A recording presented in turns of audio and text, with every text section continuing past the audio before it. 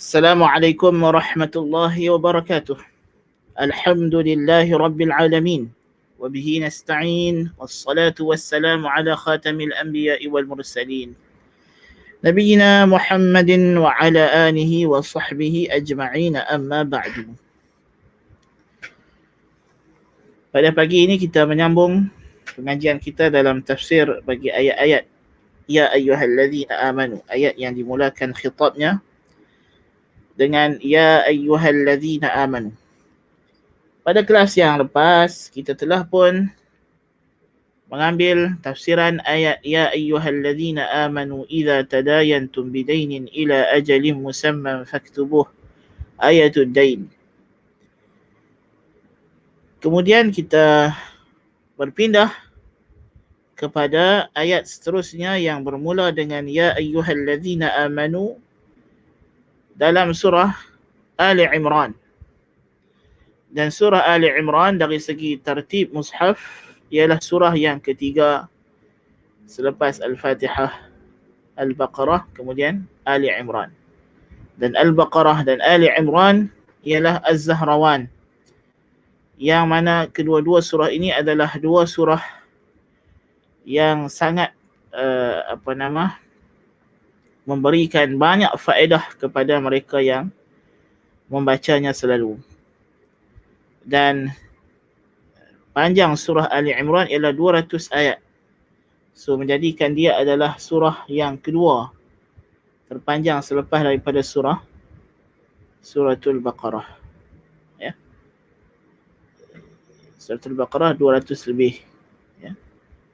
Dan surah Ali Imran dinamakan surah Ali Imran kerana ia bermula dengan ataupun di dalam surah ini diceritakan tentang kisah keluarga Imran, bagaimana Allah Ta'ala melebihkan dan mengangkat kedudukan mereka yang daripada keluarga Imran inilah datangnya Nabi Allah Isa alaihissalam.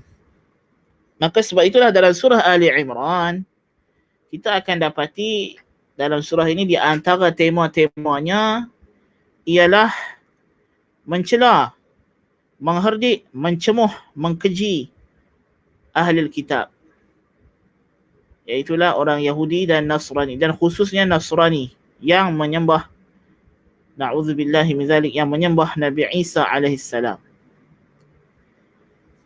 Maka ayat yang kita nak baca ini ialah ayat yang ke-100 daripada surah Ali Imran, iaitulah firman Allah, Ya ayyuhalladzina amanu in tuti'u fariqan minalladzina utul kitaba yaruddukum ba'da imanikum kafirin. Wahai orang yang beriman,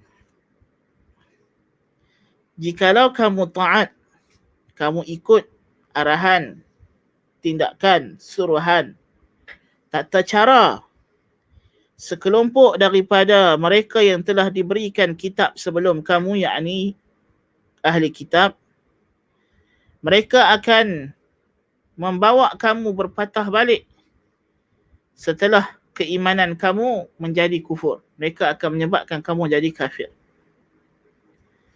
Jadi dalam ayat ini, itulah tadi kita cerita, surah Ali Imran ini antara tema-temanya ialah memberikan amaran kepada kita tentang kejahatan dan kekejian golongan ahli kitab. Dan ini juga telah lalu peringatannya dalam Suratul Baqarah ayat 109. Allah Ta'ala berfirman, وَدَّ كَثِيرٌ مِّنْ أَهْلِ الْكِتَابِ لَوْ يَرُدُّونَكُمْ مِّنْ بَعْدِ إِيمَانِكُمْ كُفَّارًا حَسَدًا مِّنْ عِنْدِ أَنفُسِهِمْ.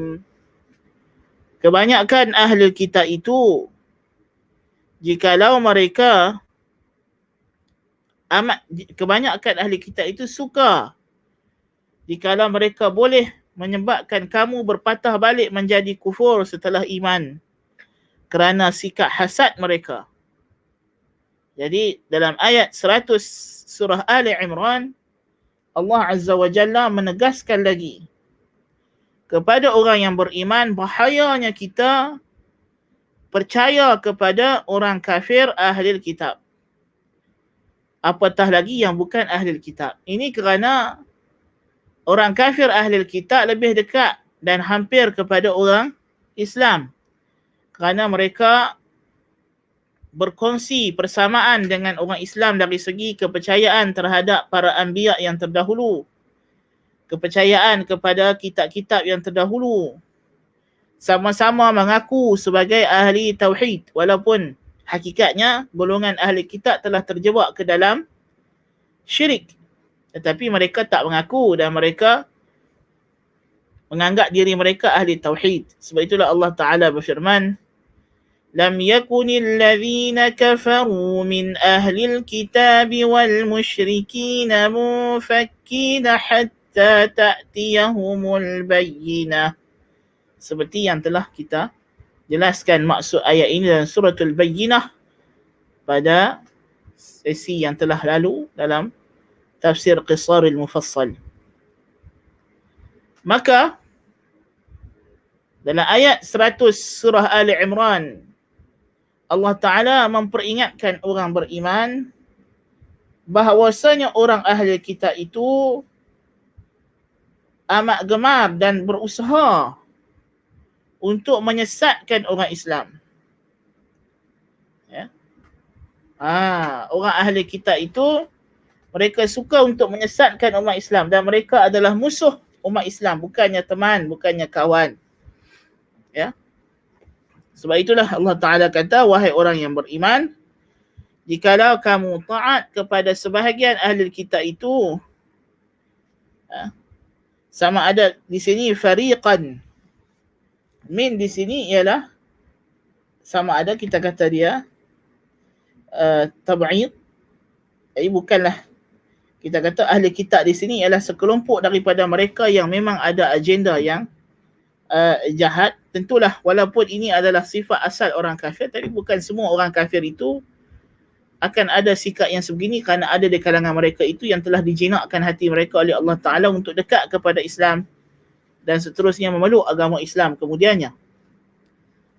Tapi yang berada di atas kekufuran dan menzahirkan permusuhan, mereka inilah yang berusaha untuk menyesatkan umat Islam. Kata Ibn Katsir rahimahullahu ta'ala, yuhadhiru ta'ala ibadahu al-mu'minina an yuti'u ta'ifatan min alladhina utul kitab alladhina yahsuduna al-mu'minina ala ma atahumullahu min fadlih wa ma manahahum bihi min irsali rasulih. Allah memberi amaran, peringatan dan amaran kepada para hambanya yang beriman daripada jangan mereka taat kepada sekelompok daripada golongan yang telah diberikan kitab Yahudi dan Nasrani, yang mana mereka ini cemburu dan hasad dengki kepada orang beriman. Mereka hasad dengki kepada orang beriman atas apa yang Allah kurniakan kepada mereka daripada limpahan kurnianya dan apa yang Allah anugerahkan kepada mereka daripada pengutusan Rasulnya. Yang ini ahli kitab, punca terbesar mereka enggan beriman dengan Nabi SAW, Nabi kita Muhammad SAW adalah kerana mereka tidak dapat menerima hakikat bahawa Nabi yang terakhir, yang paling afdal, yang diangkat kedudukannya oleh Allah Subhanahu wa Ta'ala lebih tinggi daripada para rasul yang lain, Sayyidul Anbiya'i wal Mursalin, penghulu segala para nabi dan rasul, bukan datang daripada golongan mereka, bukan daripada Bani Israel. Maka terlepaslah fadilat yang telah menjadi tradisi daripada kalangan mereka. Para anbiya dan rasul itu datang daripada keturunan Ya'qub alaihissalam. Maka rasul yang terakhir rupa-rupanya datang daripada keturunan bapa saudara mereka, Nabi Ismail alaihissalam, yang merupakan bapa saudara kepada Ya'qub. saudara kepada Ishaq, ya, anak kepada Nabi Allah Ibrahim alaihissalam. Jadi mereka tak dapat menerima bahawa Allah menganugerahkan keistimewaan teragung kepada bangsa Arab.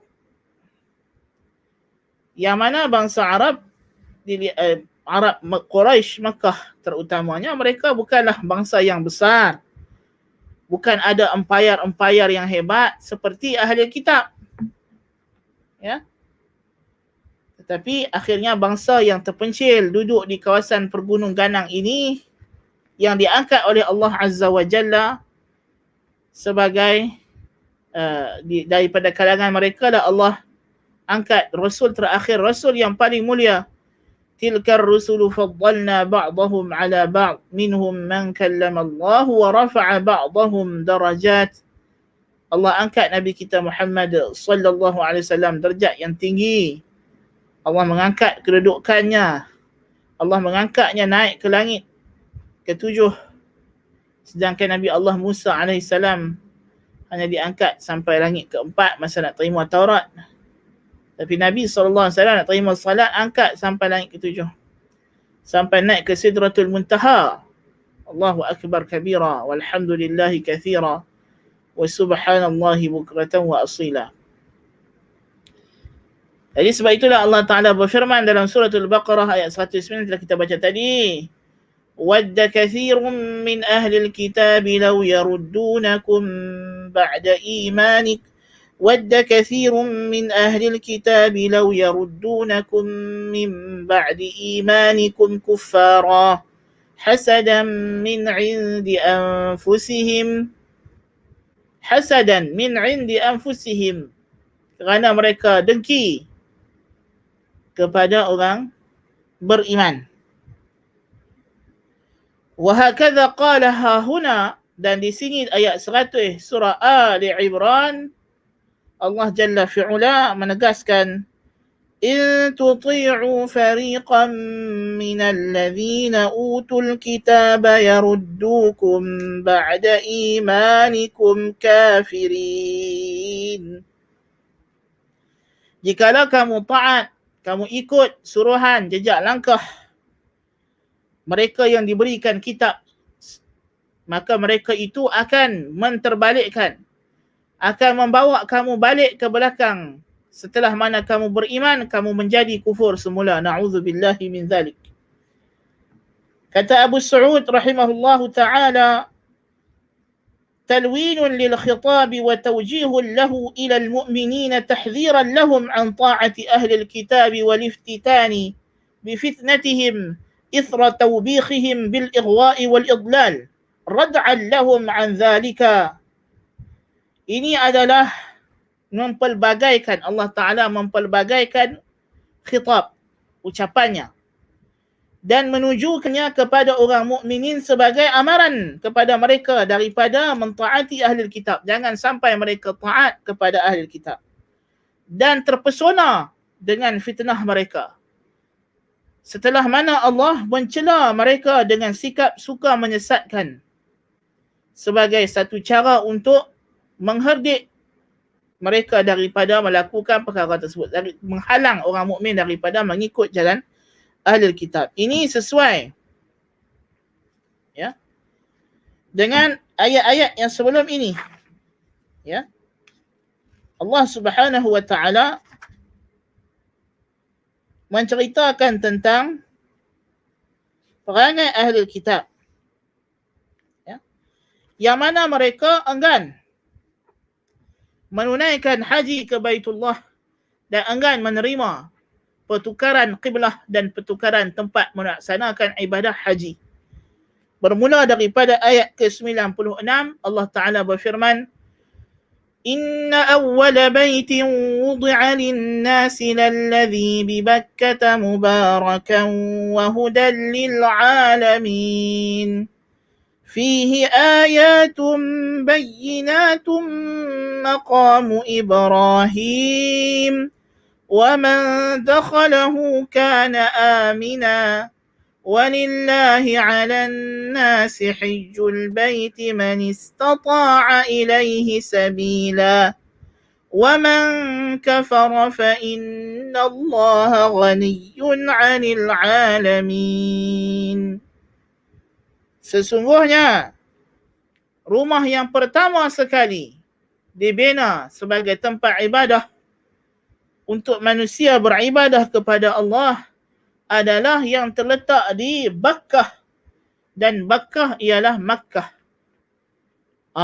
Sirrun. Kenapa Allah Jalla fi'ulah menyatakan ayat ini? Ini adalah tawti'ah dan persediaan kepada ahli kitab untuk menerima kenapa sepatutnya Kaabah lah yang menjadi tempat haji dan qiblat, bukan Baitul Maqdis. Kerana Makkah adalah negeri yang pertama, adalah rumah Allah yang pertama dibina, ya, untuk semua manusia melaksanakan ibadah kepada Allah Subhanahu wa taala. Ya. Ini dari segi kewujudannya lebih awal daripada Baitul Maqdis. Baitullah dibina lebih awal daripada Baitul Maqdis. Ya. Bukankah Baitul Maqdis dibina oleh Nabi Allah Sulaiman alaihi salam, sedangkan Makkah dibina oleh Nabi Ibrahim alaihi salam, nenek moyang kepada Bani Israel dan juga orang Arab sendiri. So Makkah bersatu padanya nenek moyang yang lebih tinggi, Nabi Allah Ibrahim alaihi salam. Dan Allah pilih kalimah Bakkah, bukan Makkah. Lish? Kenapa? Allahu Akbar. Di sini ada satu rahsia, kerana kalau kita meneliti dalam kitab Bible yang masih ada pada hari ini, ataupun versi-versi yang sebelum ini, yang Bible ni dia sampai lah dia pun ubah lagi sebenarnya. Versi-versi terjemahan tu dia pun ubah. Ada dalam salah satu version yang tidaklah lama sangat, masih lagi terkandung, ya, di dalamnya pernyataan bahawa tentera-tentera Allah yang datang di akhir zaman itu akan lalu di Wadi Bakkah. Akan lalu di Wadi Bakkah. Jadi Allah Ta'ala gunakan nama Bakkah.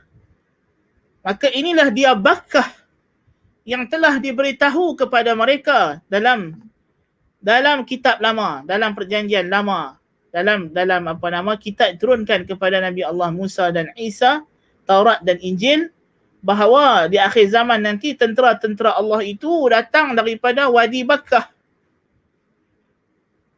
Ya. Bahawa Allah Ta'ala akan memimpin tentera-tenteranya daripada Wadi Bakkah, lembah Bakkah, iaitulah Makkah. Walaupun tentulah versi-versi yang baru sekarang ini telah pun ditranslate dengan penyelewengan daripada pernyataan kalimah Bakkah itu telah diubah. Maka Allah Ta'ala pilih kalimah Bakkah untuk beritahu kepada orang Yahudi dan Nasrani, inilah dia Bakkah. Jangan kamu buat-buat lupa, aku dah habaq. Ya. Inna awwala baiti wudi'a lin-nasi lalladhi bi Bakkah mubarakan wa hudan lil alamin. Yang diberkati dan menjadi petunjuk bagi seluruh alam. Fihi ayatun bayyinatun maqamu Ibrahim. Padanya terdapat tanda-tanda yang jelas maqam Ibrahim. Dan makna maqam Ibrahim di sini ialah kesan peninggalan Nabi Ibrahim alaihissalam, tempat dia berdiri membina Kaabah. Bukti bahawa Nabi Ibrahim yang bina Kaabah itu batu yang dia pijak, yang melekat tapak kakinya, yang sampai hari ini masih lagi ada di sisi Kaabah. Ya. Dan sebagai ulama mentafsirkan makna maqam Ibrahim lebih luas lagi, iaitu dengan keseluruhan Masjidil Haram itu adalah kesan Nabi Ibrahim alaihissalam, kerana dia yang membinanya. Wa man dakhalahu kana amina. Barang siapa yang masuk ke tanah haram ini, Allah janjikan kepada mereka keamanan daripada sebarang musuh. Kerana Allah pelihara dan lindungi negeri ini daripada musuh. Ya.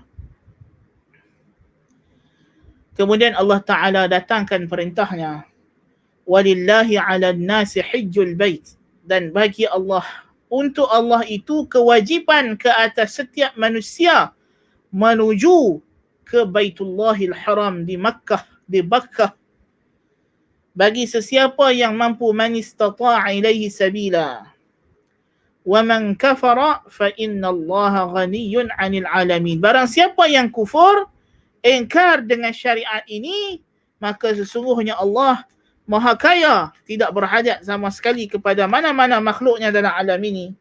Sebaliknya, makhluknya yang berhajat kepada Allah Subhanahu wa ta'ala. Inilah ayat yang mewajibkan haji. Ayat yang mewajibkan haji dalam surah Ali Imran. Adapun ayat dalam surah Al-Baqarah, wa atimmul hajja wal umrata lillah, ini adalah ayat yang mewajibkan supaya disempurnakan haji dan umrah. Bila masuk dalam ihram tak boleh keluar. Adapun ayat yang mewajibkan haji secara permulaan, ayat dalam surah surah Ali Imran ini.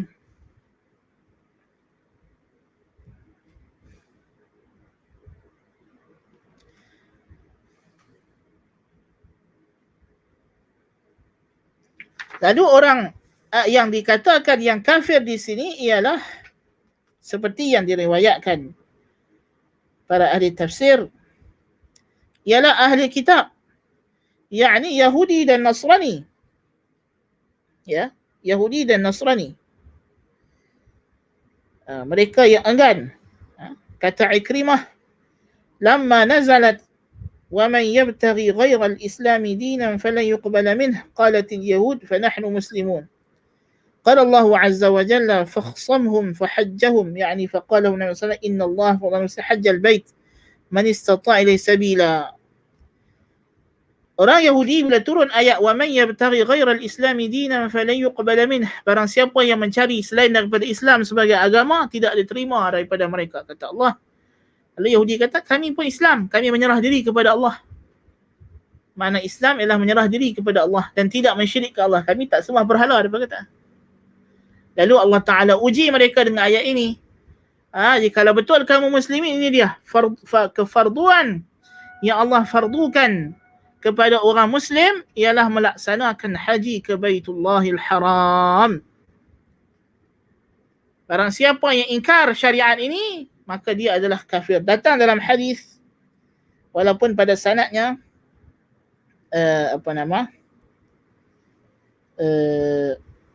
ada perbincangan di kalangan para ulama, iaitulah man malaka zadan wa rahilatan wa lam yahujja baitallahi fala yadurruhu mata yahudiyan aw nasraniyya. Barang siapa yang sudah cukup bekal dan ada kemampuan, tetapi dengan sengaja tidak mau datang haji ke Baitullah, maka tidak ada mudarat untuk dia mati sebagai Yahudi atau Nasrani. Na'udzubillahi min zalik. Kerana Yahudi dan Nasrani lah yang enggan datang ke Baitullah. Ya. Datang perkataan ini, walaupun dari segi marfu'nya ada pertikaian, tapi datang perkataan ini daripada Umar ibn Al-Khattab radhiyallahu an dengan sanad yang sahih kepada Umar. Dia kata, man ataqal hajja falam yahujj fasawa'un alaihi yahudiyan mata aw nasraniyya. Siapa yang mampu melaksanakan haji lalu dia tidak mengerjakan haji, maka sama sahaja dia mati Yahudi atau Nasrani. Na'udzubillahi min zalik. Kerana orang Yahudi Nasrani lah yang enggan melaksanakan haji ke Baitullah. Maka inilah kewajipan setiap orang Muslim untuk mempersiapsiagakan diri mereka untuk melaksanakan Hajjul Bait. Ya, kita disuruh, jikalau sudah ada kemampuan, diberikan kemampuan oleh Allah Ta'ala harta benda yang banyak, jangan lagi bertangguh, jangan lagi berlengah, segera mendaftar diri untuk masuk ke dalam senarai mengerjakan haji. Mudah-mudahan kalau dia tak sempat pergi pun, dia mati nanti Allah Ta'ala bagilah pahala haji kepadanya. Adapun yang tak ambil kisah, kumpul duit pun tidak, dah duit cukup dalam tabung haji, ya, tidak kisah untuk mendaftar, dipanggil pergi haji berkali-kali, ditolak-tolaknya kerana sibuk dengan bisnes, sibuk urusan itu ini dunia. maka orang yang macam ini mati ke dalam keadaan fasiq. Kata fuqaha Syafi'iyah radhiyallahu anhum, jikalau seseorang itu mendapat haji itu adalah wajib, kata mereka, secara tidak segera. Yang ni tak semestinya dia cukup duit tahun tu, dia kena pi tahun tersebut juga. Ya. Tetapi jikalau dia sengaja tidak pergi setelah itu, walaupun sudah cukup kemampuan, tapi dia tangguh sampai dia mati, maka dia berdosa. Berdosa kerana dia mampu tapi tidak pergi. Ya. Macam kalau kita kata salat dia tak wajib segera kita menunaikan pada awal waktu. Tapi kalau satu orang tangguh salat sampai last tengok dia duduk rehat, tengok tu dia waktu salat dah nak habis, dah masuk waktu haram, waktu darurat. Apakah dia tidak berdosa? Tentulah dia berdosa. Ada. Maka demikianlah haji. Kalau satu orang tangguh, memang asalnya boleh tangguh. Tapi kalau dia tangguh sampai habis waktunya, iaitulah dia mati, maka itu terbukti sebenarnya, kata para ulama, dia memandang ringan kewajipan haji dan tidak ada kesungguhan untuk mengerjakan haji. Dan orang yang macam ini mata fasiqa. Na'udzubillahi min zalik. Mati dalam keadaan fasiq. Maka kewajipan haji bukan kewajipan yang boleh dipandang remeh oleh umat Islam. Ya. Naam. Kemudian Allah Ta'ala mencela perangai dan sikap orang musyrikin, orang ahli kitab. Ya. Qul ya ahlal kitab lima takfuruna bi ayatillahi wallahu syahidun ala ma ta'malun. قل يا أهل الكتاب لم تصدون عن سبيل الله من آمن تبغونها عوجا وأنتم شهداء وما الله بغافل عما تعملون. Ayat 98-99, dua ayat sebelum daripada ayat 100 ini, Allah Ta'ala menunjukkan khitabnya kepada ahli kitab. Dengan Allah Ta'ala berkata, katalah olehmu, qul ya ahlal kitab, katalah olehmu wahai Muhammad, wahai ahli kitab, kenapa kamu kufur dengan ayat-ayat Allah? Sedangkan Allah menyaksikan apa jua yang kamu kerjakan. Kenapa kamu berani kufur? Sedangkan kamu percaya Allah bersaksi, Allah menyaksikan tindak tanduk kamu ini. Kenapa kamu kufur dengan suruhan Allah untuk mengerjakan haji ke Baitullah, beriman dengan kerasulan Nabi Muhammad sallallahu alaihi wasallam? Sedangkan kamu tahu bahawa Allah itu syahidun, maha menyaksikan apa jua yang kamu lakukan. Katalah olehmu wahai Muhammad, wahai ahli kitab, kenapa kamu menyekat dan menghalang orang daripada jalan Allah? Kenapa kamu menghalang daripada jalan Allah mereka yang beriman? Kerana kamu hendakkan mereka bengkok, menyimpang daripada jalan Allah. Sedangkan kamu adalah saksi. Kamu tahu kebenaran Muhammad sallallahu alaihi wasallam telah pun dinyatakan dalam kitab-kitab kamu. Telah diberitahu akan kebenaran ajarannya. Wa ma Allahu bighafilin amma ta'malun. Dan Allah tidaklah lalai dan leka daripada apa jua yang kamu kerjakan. Ya.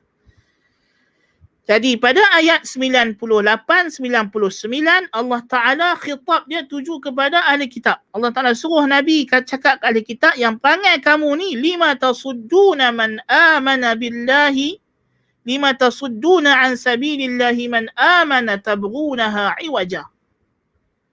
Kenapakah wahai ahli kitab, perangai kamu ini, kenapa kamu suka sekat daripada jalan Allah, daripada agama Allah? Mereka yang beriman, kamu suka menghalang dan menghasut orang yang beriman supaya menyimpang daripada jalan Allah. Jadi ini adalah khitab kepada mereka, mencela, menhadik. Sebab tu kata Ibnu Katsir, hadza ta'nifun min Allah Ta'ala li kafarati ahli al-kitab ala inadihim lil haqqi wa kufrihim bi ayati Allah wa saddihim an sabilihi man aradahu min ahli al-iman bi juhdihim wa taqatihim ma'a ilmihim bi anna ma ja'a bihi ar-rasul haqqan min Allah بما عندهم من العلم من عن الأنبياء الأقدمين والسادة المرسلين صلوات الله وسلامه عليهم أجمعين وما بشروا به ونوهوا من ذكر النبي صلى الله عليه وسلم الأمي الهاشمي العربي المكي سيد ولد آدم وخاتم الأنبياء ورسول رب الأرض والسماء. Ini adalah ta'nif, herdikkan, celaan daripada Allah Ta'ala kepada orang kafarah, daripada orang yang kafir daripada ahli kitab, kerana kedegilan mereka dan kufur mereka dengan ayat-ayat Allah dan perbuatan mereka menghalang orang yang hendak beriman dengan segala usaha mereka. Jadi Allah Ta'ala cela mereka. Kemudian Allah Ta'ala datangkan khitab pada ayat yang 100 dengan ditujukan pula kepada orang beriman. Jadi mula-mula Allah herdik ahli kitab dulu. Panggil kamu awak teruk sangat. Puak Yahudi Nasrani. Kerja nak bagi sesat orang. Sedangkan hampa semua ni, aku dah bagi awal lagi kitab. Hampa dah tahu dah Muhammad ni akan mai bawa petunjuk daripada aku. Awak yang perangai hodoh sangat. Awak yang perangai teruk sangat. Itu. Mula-mula Allah Ta'ala terkah dulu ahli kitab. Kemudian Allah Ta'ala habaq pula dekat orang beriman. Ya ayyuhallazina amanu. Hampa pula orang beriman. Ni aku nak habaq. In tuti'u fariqan minal ladzina utul kitab. Kalau hampa duk pergi percaya dekat puak ni, perangai depa suka nak bagi sesat hampa. Kalau hampa duk pergi percaya depa, duk pergi ikut telunjuk depa, in tuti'u fariqan minal ladzina utul kitab yaruddukum ba'da imanikum kafirin. Mereka akan bawa hampa patah balik jadi kafir lepas hampa dah beriman kepada aku. Jadi ini adalah amaran pula daripada Allah Ta'ala kepada orang beriman. Jangan sampai duk pergi percaya cakap orang ahli kitab. Jadi sebab itulah kata Abu Sa'ud, talwinun lil khitab wa tawjihun lahu ilal mu'minina tahziran lahum an ta'ati ahli kitab. Allah Ta'ala memperbagaikan khitab. Mula-mula pergi kepada ahli kitab sendiri, kemudian mai kepada orang beriman pula. Baik. Wa ta'liqur radd bi ta'ati fariqin minhum lil mubalaghati fi at-tahdhir an ta'atihim wa ijab al-ijtinab an musahabatihim bil kulliyah. Apa dia kata?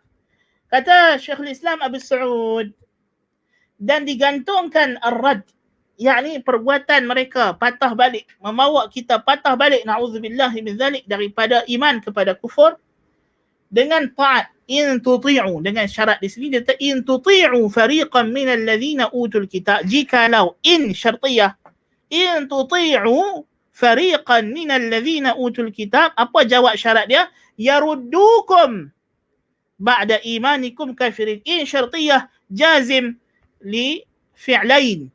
Sebab itulah in tuti'u yaruddukum. Kedua-dua fi'il mudhari' di sini majzum dengan in syartiyah.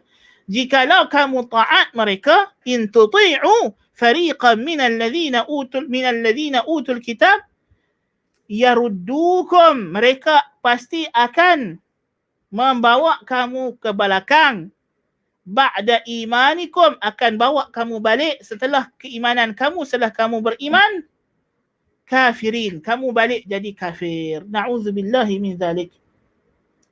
Jadi di sini kenapa Allah gantung, Allah jadikan syarat untuk mereka menyesatkan kita adalah dengan kita taat kepada mereka, ialah lil mubalaghah, untuk berlebih-lebihan dalam memberi amaran. Jangan sampai kamu taat kepada mereka, dan mewajibkan.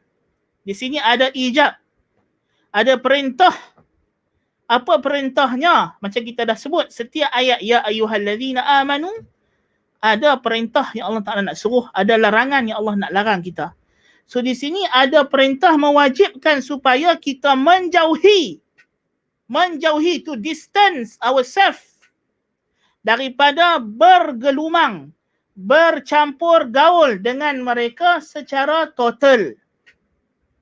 Jangan kamu duk bercampur dengan golongan ini. Jangan kamu jadikan mereka sebagai sahib, sebagai teman rapat, sebagai orang yang duk memberi nasihat dan bimbingan kepada kamu. Fa innahu fi quwwati an yuqal la tuti'u fariqan ila akhirih.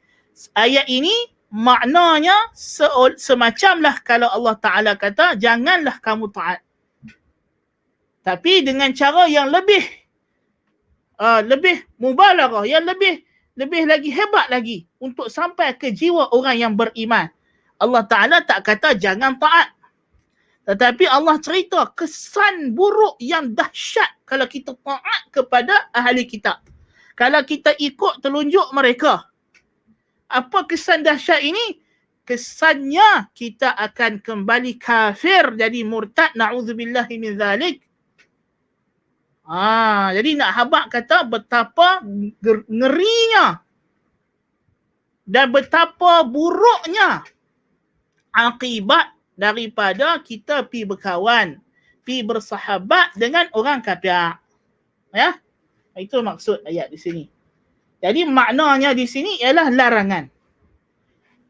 كما أن تعميم التوبيخ فيما قبله للمبالغة في الزجر أو للمحافظة على سبب النزول فإنه روي أن نفر من الأوس والخزرج كانوا جلوسا يتحدثون فمر بهم شاس بن قيس اليهودي وكان عظيم الكفر شديد الحسد للمسلمين فغضه ما رأى منهم من تآلف القلوب واتحاد الكلمة واجتماع الرأي بعدما كان بينهم ما كان من العوالة والشنآن فأمر شابا يهوديا كان معه بأن يجلس إليهم ويذكرهم يوم بعاث كان ذلك يوما عظيما اقتتل فيه الحيان وكان الظفر فيه للأوس وينشدهم ما قيل فيه من الأشعار ففعل فتفخر القوم وتغضبوا حتى تواثبوا وقالوا السلاح فاجتمعوا من القبيلتين خلق عظيم فعند ذلك جاءهم النبي صلى الله عليه وسلم وأصحابه فقال أتدعون الجاهلية وأنا بين أظهركم بعد أن أكرمكم الله تعالى بإسلام وقطع به عنكم أمر الجاهلية وألف بينكم. Dan demikian juga diumumkan celaan pada sebelumnya sebagai berlebih-lebihan dalam mencegah atau untuk menjaga. Sebab nuzul ayat ini diriwayatkan sebab nuzul ayat ini adalah seorang Yahudi. Dia lalu dia tengok orang muslimin Aus dengan Khazraj yang dulunya bermusuhan di Madinah sekarang sudah menjadi satu, Al-Ansar boleh duduk sembang sekali seronok-seronok, maka dia geram. Dia pergi hantar satu orang budak Yahudi pergi duduk bersembang dengan mereka. Lalu budak Yahudi ini bawa balik cerita lama-lama zaman nenek moyang masa Aus dengan Khazraj duk berperang, cerita pasal perang Bu'ath. Perang yang mana berlaku di antara Aus dengan Khazraj, yang pada waktu itu Aus menang, mengalahkan Khazraj. So dia ungkit balik zaman jahiliyah sehingga berlakulah pergaduhan, hampir-hampir nak angkat senjata. Nabi SAW kata, Atad'una al-jahiliyata wa ana baina adhhurikum. Adakah kamu menyeru dengan seruan jahiliyah sedangkan aku masih hidup? Ya. Jadi inilah di antara perangai buruk orang Yahudi, ahli kitab. Mereka tak senang, mereka tak suka tengok kita bersatu padu di atas agama Allah Subhanahu wa taala. Mereka rasa dengki dan cemburu. Dan mereka tidak akan redha. Lan tarda ankumul yahudu walan nasara hatta tattabi'a millatahum. Allah sebut dalam surah Al-Baqarah, Yahudi Nasrani tidak akan redha kepada kamu sehinggalah kamu mengikut jejak langkah mereka, agama mereka. Na'udzubillahi min dzalik.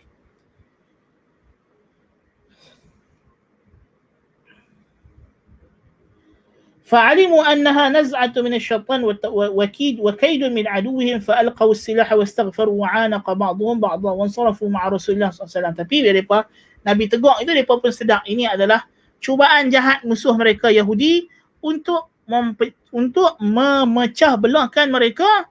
Lalu mereka pun berdamai dan saling berpeluk-pelukkan semula. Lalu mereka pun tinggal peperangan tersebut. Ini disebut oleh Abu Sa'ud, wallahu a'lam, berkenaan dengan sabab nuzul diambil daripada Al-Wahidi.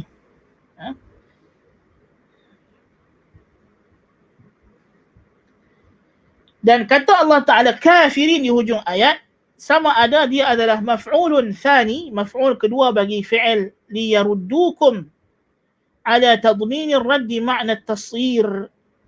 Kalau kita kata dia adalah maf'ulun thani, maka ar-rad di sini sebenarnya ada tadmin, ada penggabungan dua fi'il yang sebenarnya dua fi'il, kemudian digugurkan satu fi'il, tinggal satu fi'il lagi, tapi satu fi'il itu membawa makna fi'il yang digugurkan, iaitulah makna tasir sayyara, yaruddukum wa yusayyirukum ba'da imanikum kafirin. Ini maknanya yaruddukum di sini makna yusayyirukum ba'da imanikum kafirin. Mereka menukar kamu setelah kamu beriman menjadi kafir. Atau kita kata kafirin di sini adalah hal daripada maf'ul yaruddukum ba'da imanikum kafirin. Yaruddukum hala kaunikum kafirin ba'da an kuntum mu'minin. Mereka akan membawa kamu kembali dalam keadaan kamu menjadi kafir setelah mana kamu dulu beriman.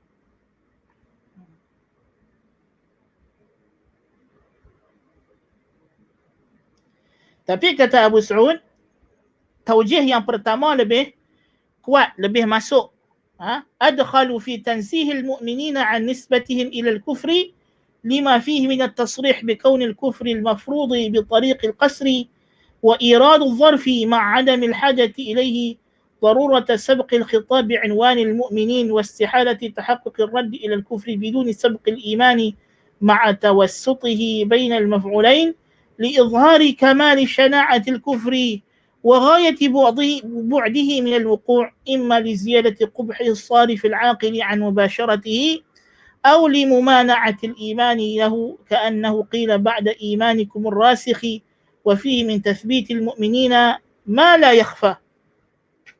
Kata Abu Sa'ud, kalau taujih yang pertama bahawa kafirin adalah maf'ulun thani, inilah yang lebih kuat dalam mensucikan orang beriman daripada dinisbahkan kepada mereka kufur. Kerana kalau kita kata yaruddukum ba'da imanikum kafirin adalah maf'ulun thani, menunjukkan bahawa kufur di sini adalah secara paksaan, secara gasakan daripada orang ahli kitab. Ya.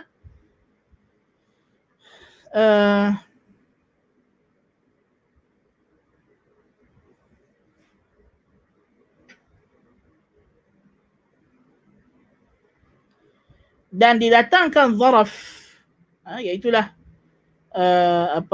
ba'da imanikum. Zaraf ba'da imanikum di sini maf'ulun di sini ada zaraf yang mansub ala zarfiyah.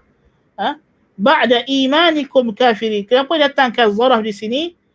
Sedangkan tidak ada dari segi asasnya, kalau tak ada pun zaraf ini tidak ada isu, kerana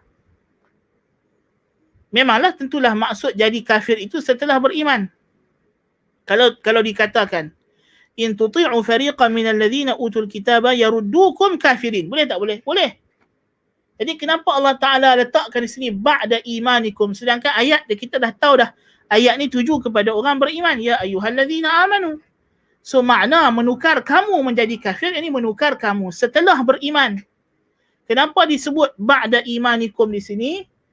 Kerana ada keperluan dari segi khitab telah terdahulu kepada orang mukminin, dan mustahil terjadinya rad kepada kufur melainkan sudah adanya iman.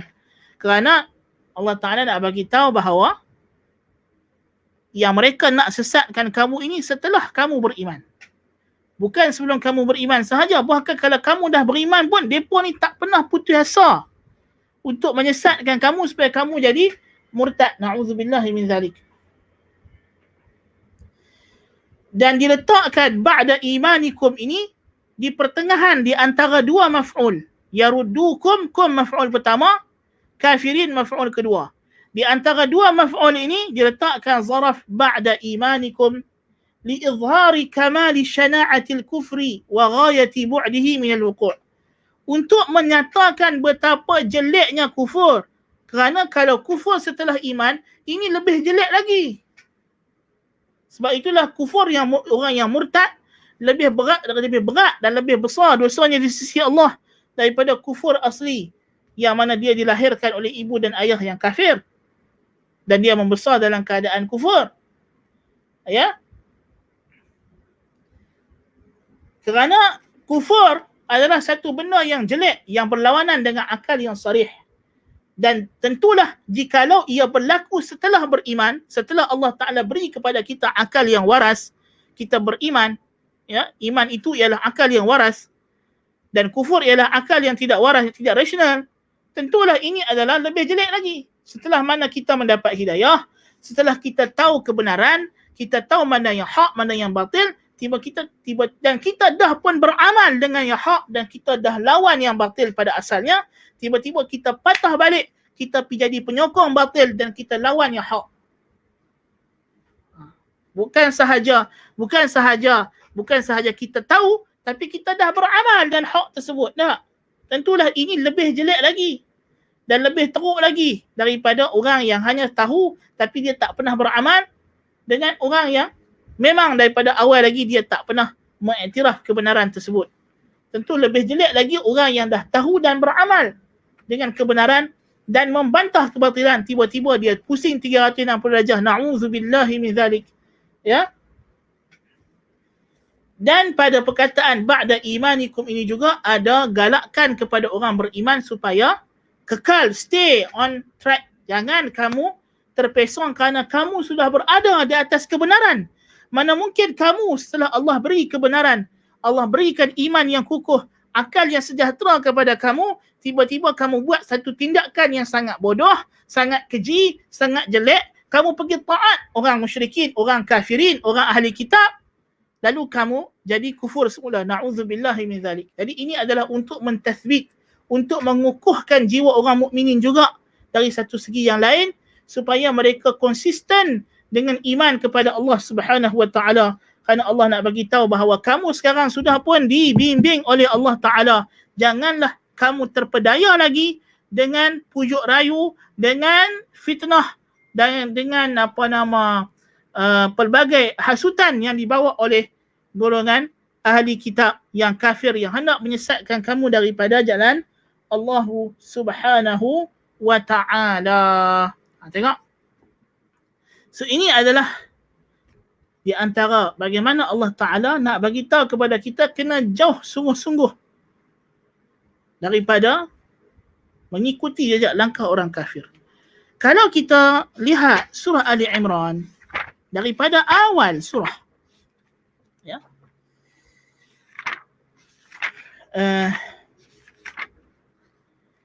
awal surah pada ayat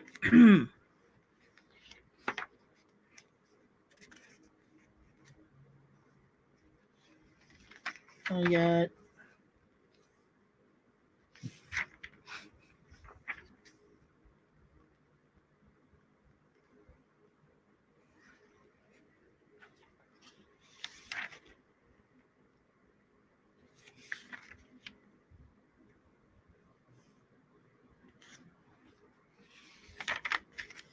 Allah Ta'ala sebut la yattakhidhil, ayat 28 lagi Allah dah larang kita.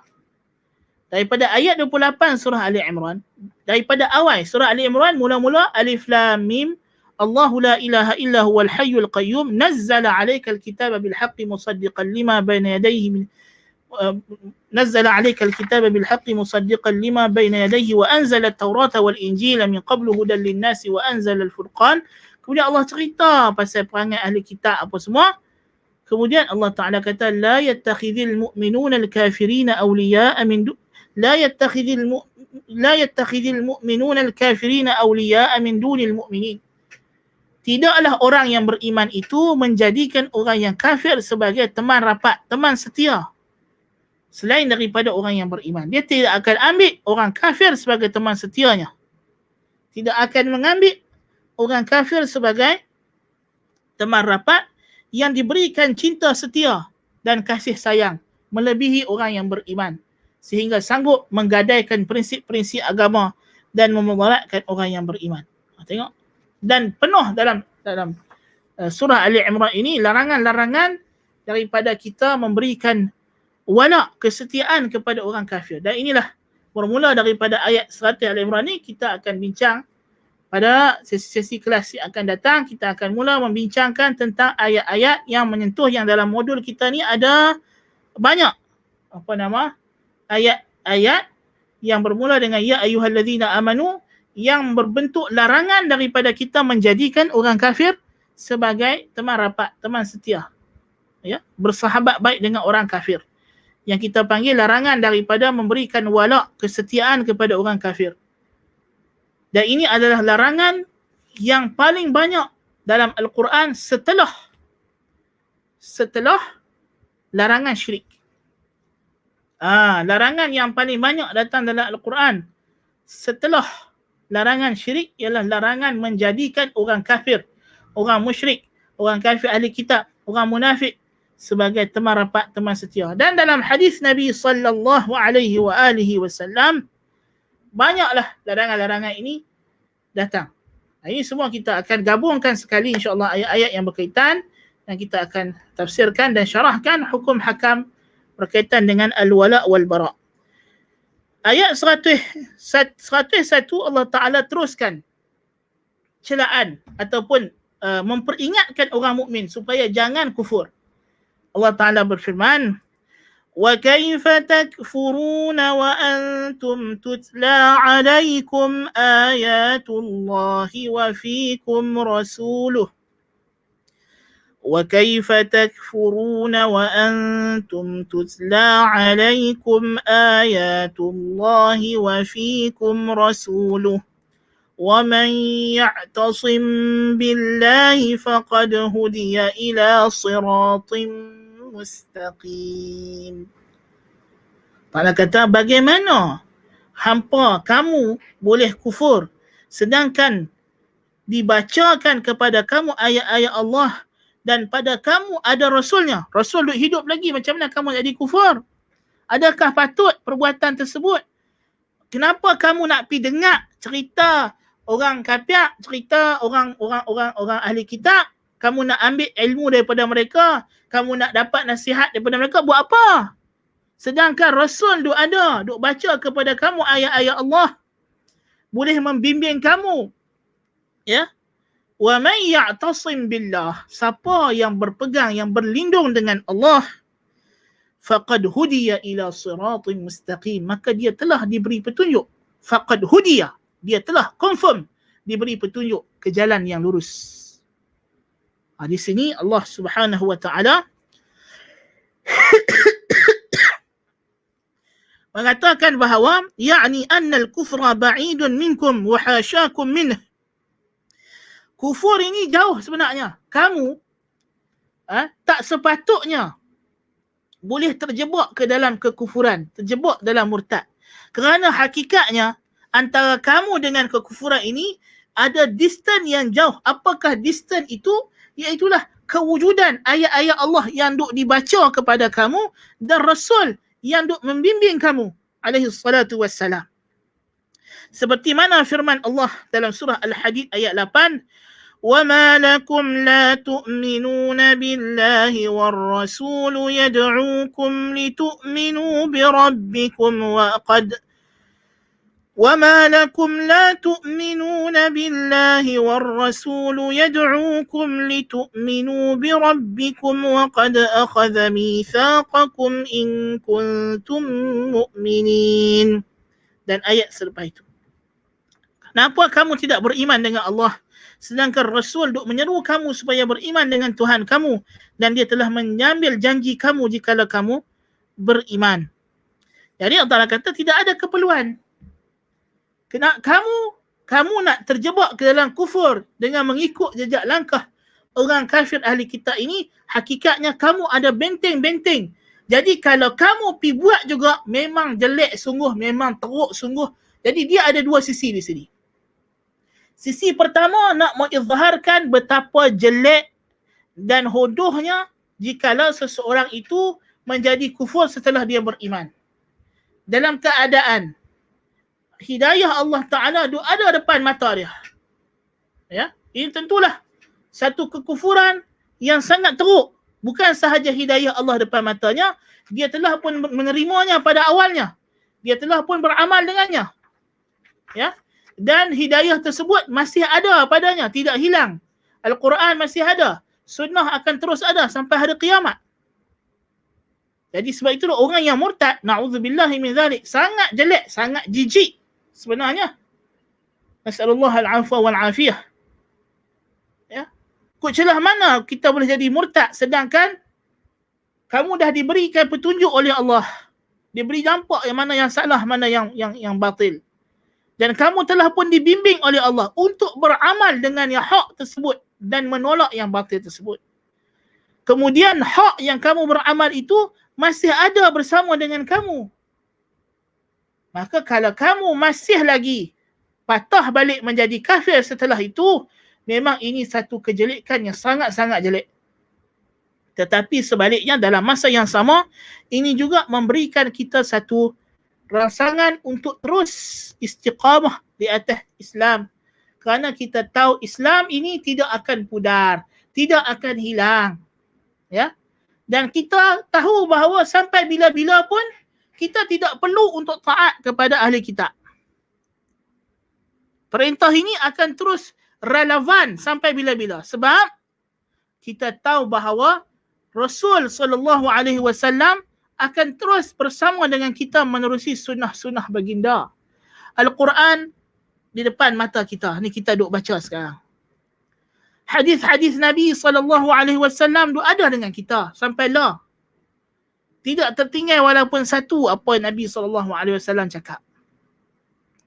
Cukup untuk membimbing kita. Ya. Sampailah kita menemui Allah Azza wa Jalla. Walaupun Rasul dari segi batang tubuh jasad baginda alaihi salatu wassalam telah pun wafat, telah pun berpindah ke alam barzakh. Tetapi petunjuk baginda sallallahu alaihi wasallam, bimbingan baginda sallallahu alaihi wasallam masih segar bugar. Ya, tidak berubah walaupun satu huruf. Seolah-olah macam kita mendengar langsung daripada Nabi sallallahu alaihi wasallam. Ini dia Al-Quran, fresh turun daripada Allah Subhanahu wa taala. Tidak berubah walaupun satu titik, walaupun satu baris. Allahu akbar kabira. Kok celah mana kita nak boleh pengikut ahli kitab? Tidak ada keperluan, ya. Dan Allah telah menjanjikan kepada sesiapa, ya, yang berpegang dengan Allah Taala, dengan petunjuk Allah, wa man ya'tasim billahi faqad hudiya ila siratin mustaqim. Faman ittaba'a hudaya fala khaufun 'alaihim wala hum yahzanun. Siapa yang ikut petunjuk aku, tersebut dalam surah Al-Baqarah, maka mereka di hari kiamat nanti tidak akan rasa takut, tidak akan rasa sedih, mereka akan selamat. Maka siapa yang pegang dengan Al-Quran dan Sunnah, mengikut petunjuk Nabi SAW, akan terus. Dan ini di antara tema besar surah Al-Imran. Sebut daripada awal, qul in kuntum tuhibbunallaha fattabi'uni yuhibbukumullah wa yaghfir lakum dhunubakum. Kalau benar, katakanlah olehmu wahai Muhammad kepada mereka, jika benar kamu cintakan Allah, maka ikutlah ajaranku, ikutlah sunnahku. Maka nescaya Allah akan mencintai kamu dan mengampunkan dosa-dosa kamu. Kita di dalam surah Ali Imran ni datang perintah untuk berpegang teguh dengan agama Allah Subhanahu wa taala dan dengan meninggalkan, berpegang teguh dengan agama Allah Subhanahu wa taala tidak mungkin boleh berlaku melainkan dengan kita kufur dengan segala taghut dan melepaskan diri kita daripada telunjuk orang kafir. dan tidak menerima nasihat mereka dan tidak mengambil kira pujuk rayu dan hasutan mereka. Sebab itulah Allah Ta'ala teruskan lagi ya, firman-Nya. Sebab tu Allah kata tadi, wa kaifa takfuruna. Di sini istifham inkari. Ini tak mungkin. Kamu tak boleh kufur sepatutnya. Tak boleh berlaku. Ya. Inkarul wuqu' la inkarul waqi'. Mengingkari ianya berlaku. Maksudnya Allah Ta'ala ingkar benda tersebut. Tak, kalau jadi, maknanya dia sesuatu yang sangat tidak rasional. Ianya semata-mata kerana syahwat dan kamu telah terkena dengan syubhat dan syahwat golongan musyrikin, golongan kafir. Na'udzubillah min dzalik. Ya.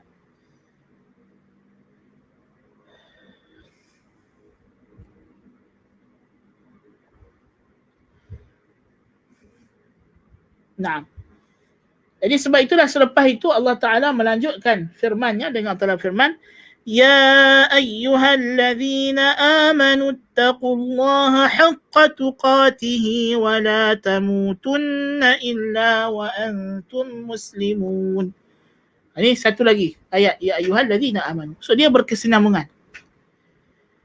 Maka Allah Ta'ala memerintahkan kita, ya, di sini ada takrirul khitab bi'unwan al-iman tashrifun ithra tashrif. Ini adalah memuliakan orang beriman setelah dimuliakan dengan perintah yang tadi, ya, bahawa mereka ni tak mungkin akan menjadi kufur, tidak mungkin akan ikut orang yang kafir kerana mereka orang yang berpegang teguh dengan ajaran Allah Subhanahu wa taala. Maka Allah membimbing mereka, mereka masih lagi diberikan petunjuk oleh Allah, ayat-ayat Allah segar bugar dibaca kepada mereka, hadis-hadis dan sunnah Rasulullah sallallahu alaihi wasallam segar bugar berada bersama dengan mereka. Ya, maka Allah kata, Ya ayyuhallazina amanu, wahai orang yang beriman, ittaqullaha haqqa tuqatih. Bertakwalah kamu kepada Allah dengan sebenar-benar takwa dan janganlah kamu mati melainkan dalam keadaan Islam. Ittaqullah, al-ittiqa ifti'alun min al-wiqayah. Al-ittiqa, ittaqu fi'il amar. Daripada ittaqa yattaqi ittiqaan, atas wazan ifti'alun daripada al-wiqayah. Wahiyya fartus siyanah. Al-wiqayah maknanya bersungguh-sungguh jaga. Yani ya ayyuhalladzina amanu taqullaha, wahai orang yang beriman, peliharalah Allah, yakni keimanan kamu kepada Allah, jaga sungguh-sungguh.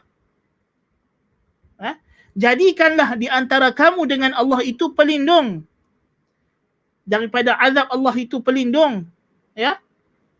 Haqqa tuqatih ay haqqa taqwah wa ma yajibu minha wa huwa istifraghul wus'i fil qiyam bil mawajib wal ijtinabi 'anil maharim. Makna ittaqullaha haqqa tuqatih di sini kamu kena bersungguh-sungguh takwa dengan menjauhi bukan sahaja perkara yang dilarang, tetapi menjauhi apa jua yang boleh membawa kamu kepada perkara yang dilarang, dan melakukan apa jua wasilah yang boleh membawa kamu kepada takwa dan beriman dan taat kepada Allah Subhanahu wa taala, seperti Allah Taala berfirman dalam surah At-Taghabun ayat ke-16, fattaqullaha mastata'tum, maka bertakwalah kamu kepada Allah sehabis daya kamu. Gunakan seluruh daya kamu, tenaga yang aku beri kepada kamu, qudrat yang aku kurniakan kepada kamu untuk bertakwa kepadaku. Itu maksudnya. Jadi Allah Ta'ala suruh orang mukmin bersungguh-sungguh menjalankan suruhannya, meninggalkan larangannya dengan mencurahkan segala daya upaya mereka dan bertawakal kepada Allah Subhanahu wa taala. Kata Ibnu Mas'ud radhiyallahu anhu, apa dia makna takwa di sini ialah an yuta'a wa la yu'sa. Hendaklah Allah itu sentiasa ditaati, tidak diderhakai. Wa yuzkar wa la yunsa, sentiasa diingati, tidak dilupakan sama sekali. Wa yushkar wa la yukfar, dan sentiasa disyukuri nikmatnya, jangan dikufuri sama sekali. Ya. Dan dikatakan juga di antara takwa itu disebut oleh ulama salaf, alla ta'khudhahu fillahi lawmatu la'im wa yaquma bil qist walau ala nafsihi aw ibnihi aw abih.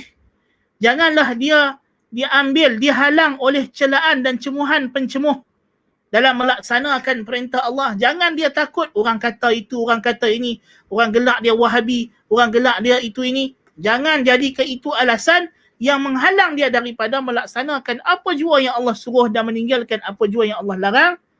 Dan hendaklah dia melaksanakan keadilan walaupun pada dirinya, ayahnya, anaknya, ya. Dan dikatakan juga di antara maknanya ayyunazzaha at-ta'ata 'anil iltifati ilaiha wa 'an tawaqqu'il mujazah.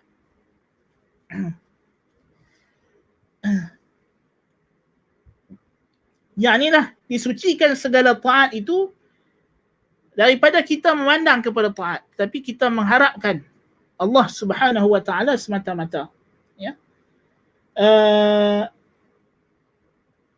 Dan at-tuqah min at-taqa, kat-tu'adah min at-ta'ada, wa asluha wuqyah qulibat wawuha al-madmumah ta'an haqqa tuqatihi. Tuqah, kalimah tuqah daripada ittaqa, daripada kata kerja ittaqa, tuqah.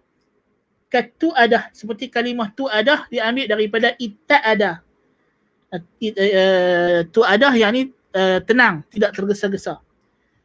Tapi maksud kita di sini ialah bukan dari segi makna, tapi dari segi sarf, wazan kalimah, ya. Wa asluha wuqyah, asal kalimah tuqah ialah wuqyah. Ditukar wawnya, waw yang madmumah itu jadi ta, seperti mana dalam tuhmah dan tukhmah. Dan ditukar ya-nya yang maftuh, ya, menjadi alif, jadi tuqah. Asalnya wuqyah jadi tuqah, ya. Jadi di sini Allah Subhanahu wa taala suruh kita bersungguh-sungguh. Poinnya, perkataan ulama salah di sini ialah bersungguh-sungguh. Jangan sampai kita terlalai walaupun sedetik daripada mentaati Allah Subhanahu wa taala. Ibnu Katsir datangkan lagi di sini, selain daripada perkataan Ibnu Mas'ud tadi, di antaranya diriwayatkan daripada ulama salaf, kata Anas bin Malik radhiyallahu anhu, la yattaqil 'abdu Allah haqqa tuqatihi hatta yakhzana min lisanih. Tidaklah seseorang itu benar-benar bertakwa kepada Allah sampailah dia menjaga lidahnya, menyimpan lidahnya, ya.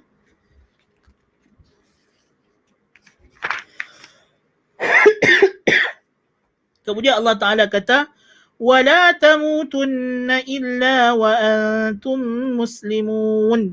Dan janganlah kamu mati, melainkan dalam keadaan kamu menyerah diri kepada Allah Subhanahu wa Ta'ala. أي مخلصون نفوسكم لله تعالى لا تجعلون فيها شركة لما سواه أصلا. yakni kamu mengikhlaskan diri kamu hanya untuk Allah, kamu tidak jadikan padanya sebarang sekutu bagi Allah, ya.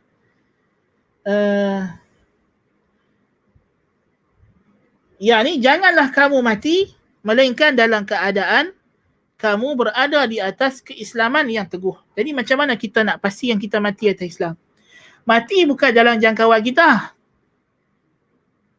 Jadi sebab itulah Allah Ta'ala kata, ya ayyuhallazina amanu ittaqullaha haqqa tuqatih. Yakni kamu kena jaga sepanjang masa, setiap detik dan saat. Pastikan kamu dalam keadaan takwa kepada Allah. Kerana kamu tak tahu bila kamu nak mati. Kamu kena pastikan kalau mati datang kepada kamu, kamu mati dalam keadaan Islam yang hakiki, menyerah diri penuh kepada Allah Subhanahu wa Ta'ala. Yani kata Ibnu Katsir, hafizu 'ala al-Islam fi hali sihhatikum wa salamatikum litamutu 'alaih. Hendaklah kamu jaga Islam kamu ketika kamu sihat, kamu dalam keadaan selamat, supaya kamu mati dalam keadaan Islam.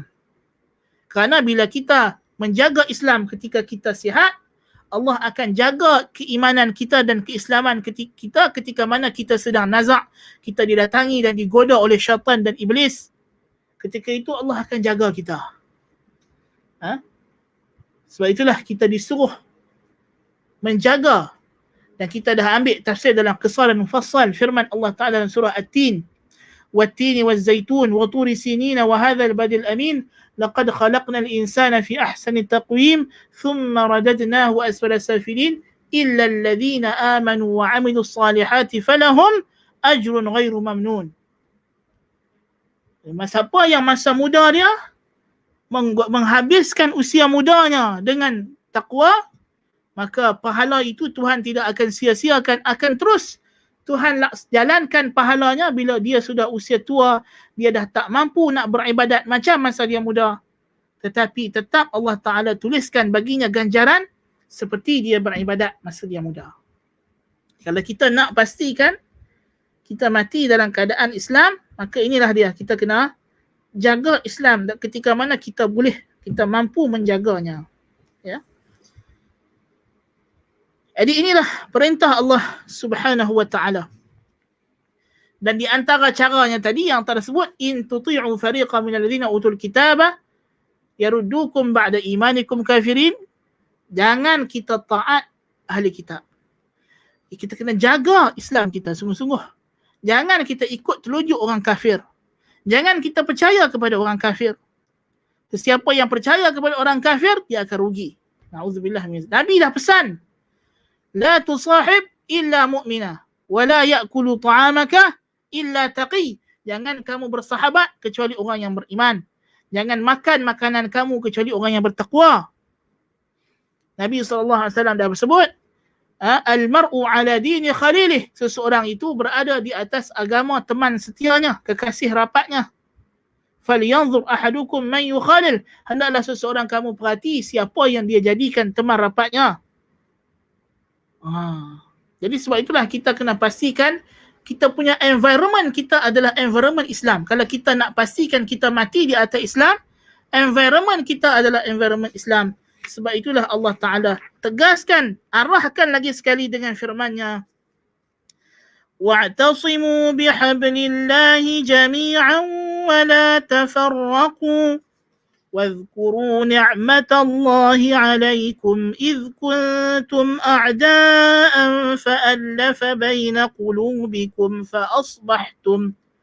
فأصبحتم بنعمته إخوانا وكنتم على شفا حفرة من النار فأنقذكم منها كذلك يبين الله لكم آياته لعلكم تهتدون. Kemudian Allah Ta'ala kata, wa'tasimu bihablillah. Dan berpegang teguhlah kamu dengan janji Allah. Dan jangan kamu berpecah belah.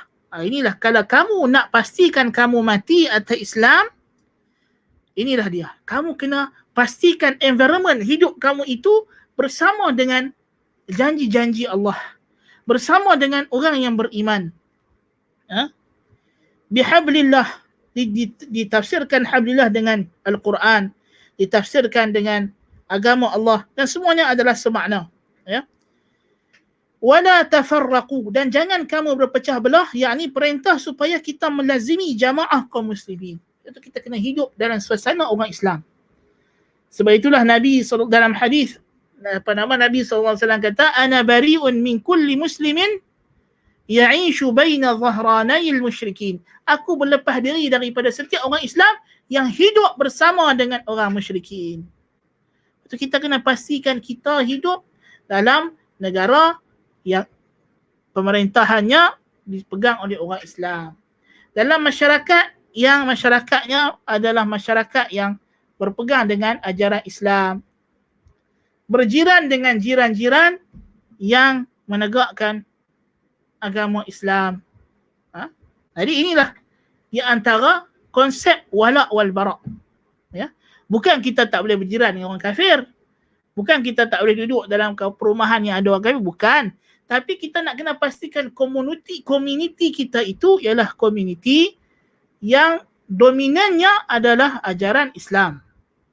Kerana itu yang membantu kita untuk stay on track, untuk kita tidak dipesongkan, tidak diselewengkan, dan kita boleh melaksanakan hukum Allah Subhanahu wa Ta'ala ini dengan baik, dengan haqqa tuqatih. Ini kita akan lanjutkan lagi perbincangannya pada kelas yang akan datang, dan kita akan ini semua termasuk dalam perintah daripada Allah Ta'ala untuk mewujudkan masyarakat Islam, komuniti Islam yang lazimnya adalah kita berlepas diri daripada orang musyrikin dan melazimi tali persaudaraan Islam. Inilah yang disebut sebagai al-wala' wal-bara'. So pada kelas-kelas yang akan datang kita akan mula membincangkan tentang masalah al-wala' wal-bara' ini dengan kita mentafsirkan ayat-ayat yang dah disebut dalam modul kita ini, ayat-ayat yang semuanya berkaitan dengan masalah al-wala' wal-bara' ini. Naktafi bihadzal qadar. Aqulu qawli hadza wa astaghfirullahal azim li wa lakum. Subhanakallahumma bihamdika asyhadu an la ilaha illa anta astaghfiruka wa atubu ilaik. Waalaikumsalam warahmatullahi wabarakatuh. Ini kita pakai model Yayasan Ta'lim. Dan dari segi dalam model itu kita hanya letakkan ayat saja. Tafsirannya itu anda ambil daripada sama ada ikutlah, sama ada anda baca Ibn Katsir ke atau apa-apa tafsir yang anda rasa sesuai dengan ayat tersebut.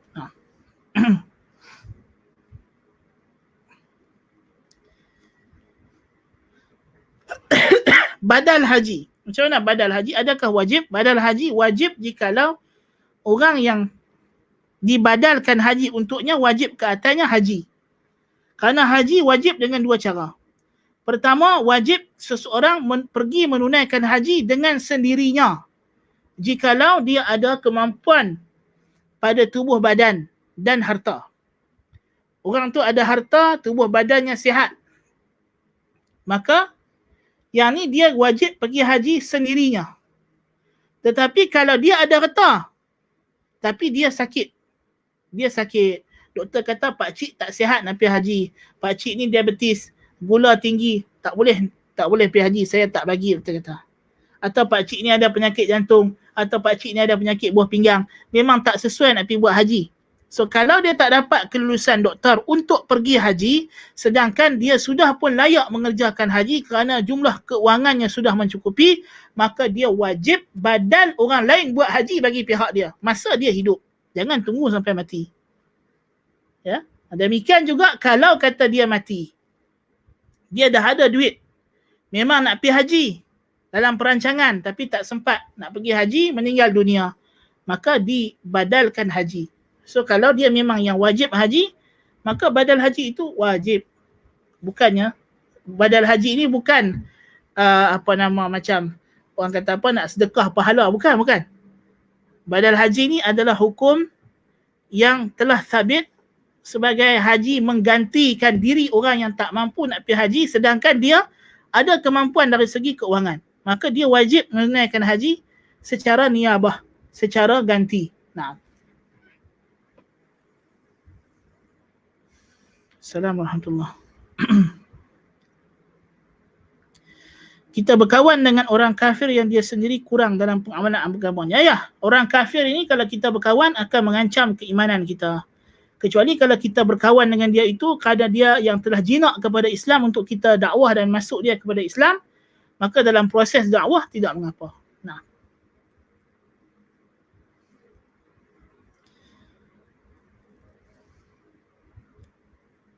Seorang itu murtad. Ya, semua apa sahaja yang berlaku dalam dunia ini adalah berlaku dalam pengetahuan Allah dan dalam takdir Allah Subhanahu wa taala. Tetapi penjelasannya, huraiannya, bagaimana semuanya kita dah jelaskan dalam kelas kita yang menceritakan tentang qada dan qadar. Subhanakallahumma bihamdika asyhadu an la ilaha illa anta astaghfiruka wa atubu ilaik. Assalamualaikum warahmatullahi wabarakatuh.